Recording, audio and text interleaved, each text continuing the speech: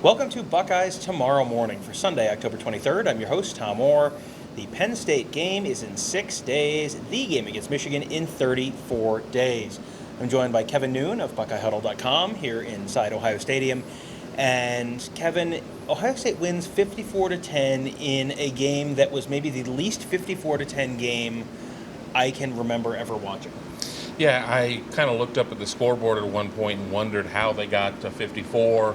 Ohio State ends up having to settle for 3 field goals or 4 field goals early in the game, get kind of shut down in the red zone, but they still are perfect in the red zone. They just are not at the same ratio of touchdowns to field goals that they used to be, but they continue passing, and Iowa continued, their offense continued flailing, and we got to 54, and quite honestly, probably could have been worse. Even keeping those field goals on the board, not changing them to 7. If Ohio State would have been a little bit more efficient in terms of its short yardage packages, but yeah, I mean, ho hum, 54-10. On to the next one. Yeah, Ohio State beats a team that was, ranked or close to ranked earlier this year by 44 points, and I feel like there's a lot of stuff that we're looking at right now and going, well,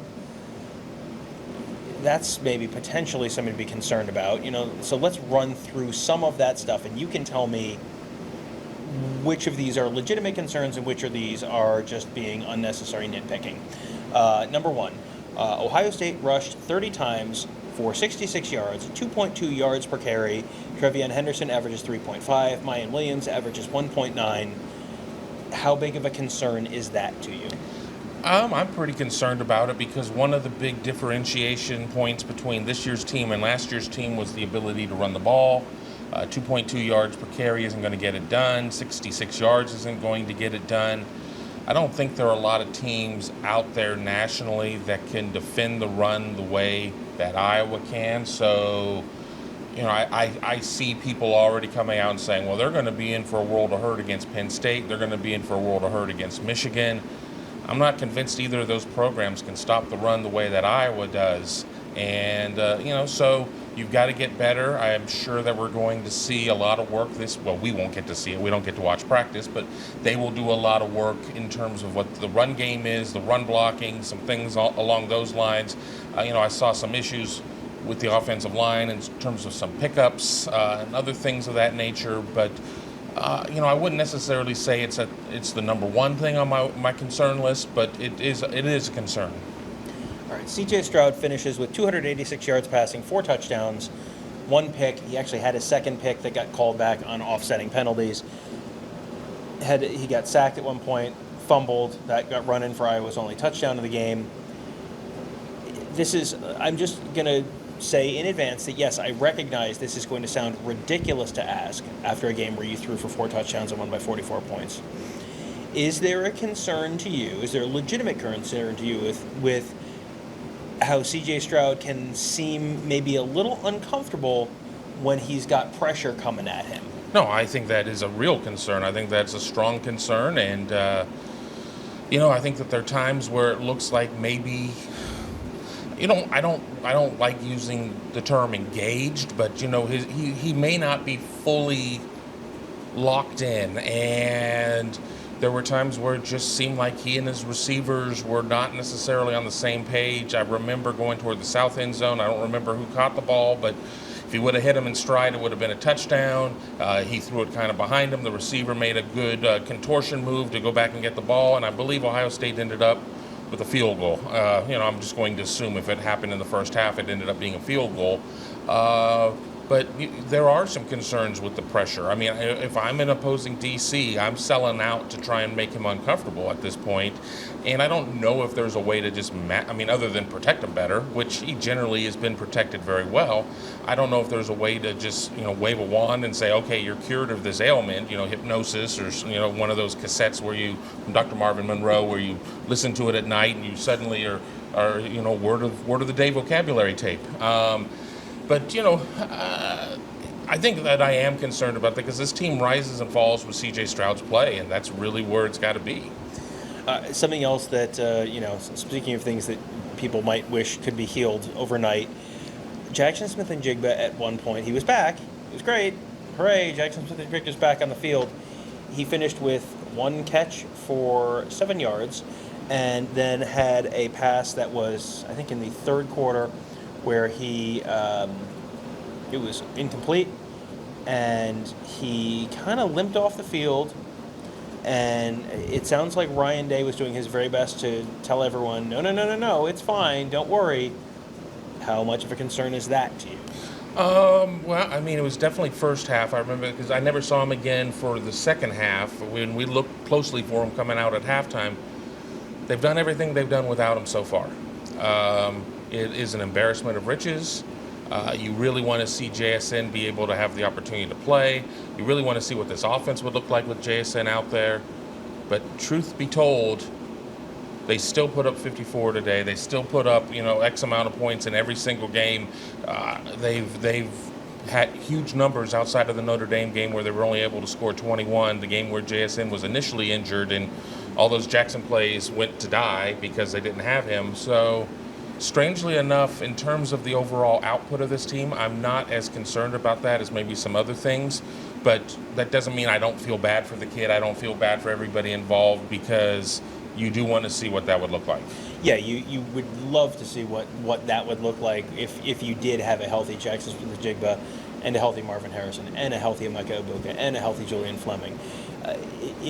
You hope it's not something too serious. We will.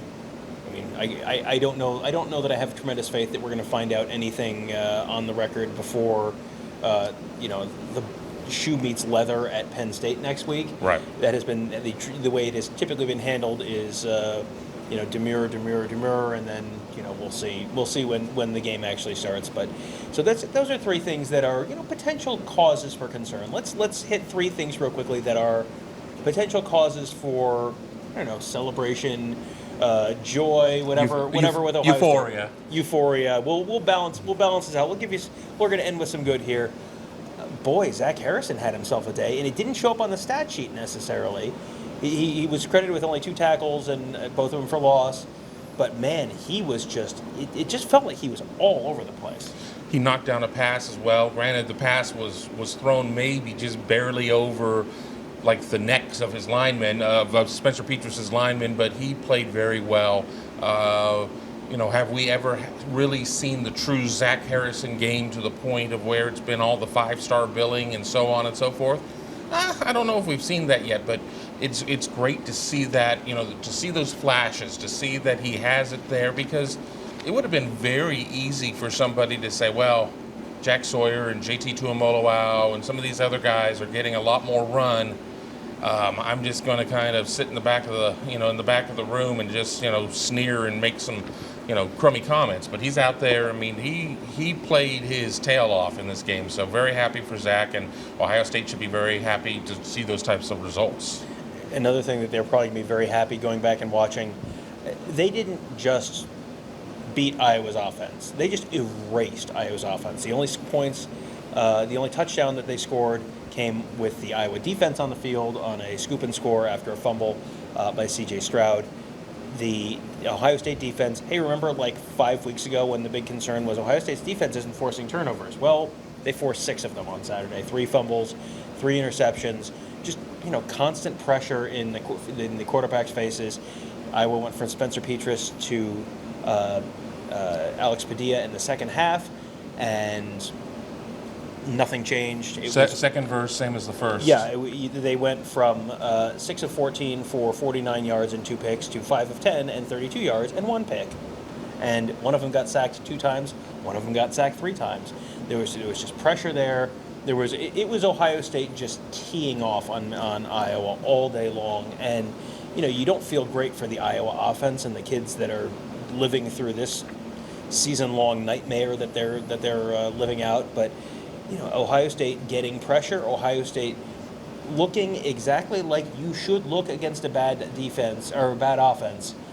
They did everything you could possibly want, I think, on Saturday. Absolutely. And you don't sign up for Iowa being like, okay, well, we're going to be top 5 offense, maybe even the conference. But the Ohio State defense really was able to do a lot of things. I mean, there were early in the game, you knew it was going to be run, pass. And they didn't even get that far in some drives just based on what Ohio State's defense was able to do. They were really able to pin their ears back and come after them. We got to see a good amount of Michael Hall, Tyleek Williams, guys out there like in the Rushman package, and just being able to ball hawk the way that they did. Tanner McAllister with a couple of interceptions, Tommy Eichenberg with a pick six, showing some moves out there. All of that's going to be very good. I mean, are we going to see that the rest of the way? Well, probably not to the extent of 6 turnovers, but, I'm looking at you, Indiana. Can they top the number against Indiana? Maybe. Maybe. Yeah, it's and I think there's a couple choices for a third thing to feel good about, and neither of these are enormous things, but they're things that just kind of put a pin in this and keep it in mind for later when maybe you're in a bigger spot. Jordan Hancock was there. Jordan Hancock was out on the field, looked good, looked healthy. It seemed like he was doing a good job. They didn't need him today. He was not the starter. J.K. Johnson started opposite Denzel Burke at corner, but that was a good thing, I think, for Ohio State to get Jordan Hancock back. They did not have Cam Brown. We'll see what Cam Brown's availability is. I'm already excited for the 500,000 questions this week about, will Jackson Smith-Njigba be back? Will Cam Brown be back? Will Jackson Smith-Njigba be back? We will all find out together later on this week. But the other thing that I think Jordan Hancock is something that is being back is something that I think might pay some dividends long term.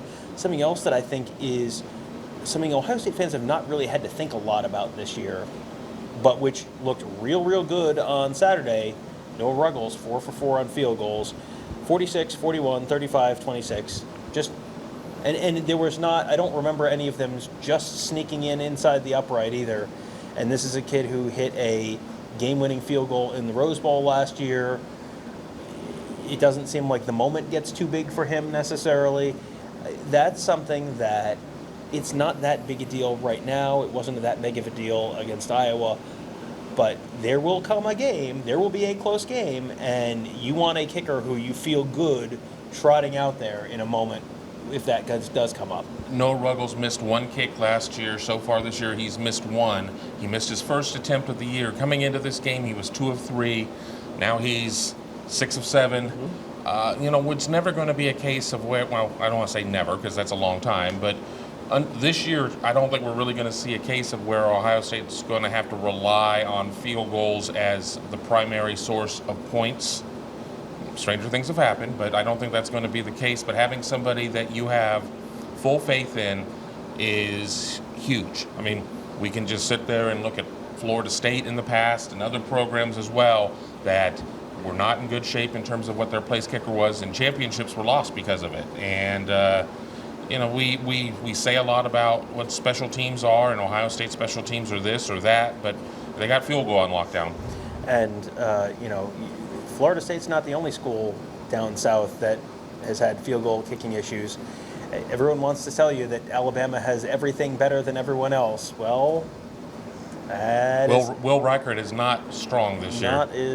He is not dealing out good field goals. No. It is not a good thing for Alabama.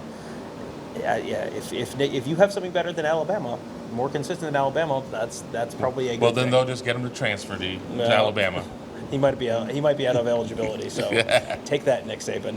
All right, so that will do it for today's show. If you want to hear a lot more about this game, Tony and Kevin and I and Mark Givler and Devin Radcliffe, and all sorts of post-game interviews, lots of in-depth analysis, scheme breakdown, instant analysis from Mark and Devin, the full Buckeye Weekly Instant Reaction podcast with Tony and I and Kevin. That is all at youtube.com/Buckeye Huddle, or if you just want to hear the podcast portion, that is on your podcast platform of choice on the Buckeye Weekly podcast. But do make sure, if you are watching this on YouTube, hit that thumbs up. That will help us. And if you are listening to this on a podcast platform, hit that 5-star rating. Leave us a nice rating. Leave us a nice review. That just little stuff doesn't take you more than 5 seconds. And, don't cost nothing. Doesn't cost nothing either. Neither does proper grammar, Kevin, but that's okay. So a 5-star review on your podcast platform of choice, a little thumbs up on YouTube, all of that helps us out, and we truly appreciate it. And tell a friend, let a friend know, hey, there's this cool show, you should listen, or watch, or both. We never complain if you do both. So that will do it for today. Make sure you check out BuckeyeHuddle.com. We have tons of great writing, photos, podcasts, insight analysis, really fun community, all at BuckeyeHuddle.com. Check that out today as well. That'll do it for today. Thank you guys all for joining us. Have a great day. We'll talk to you tomorrow.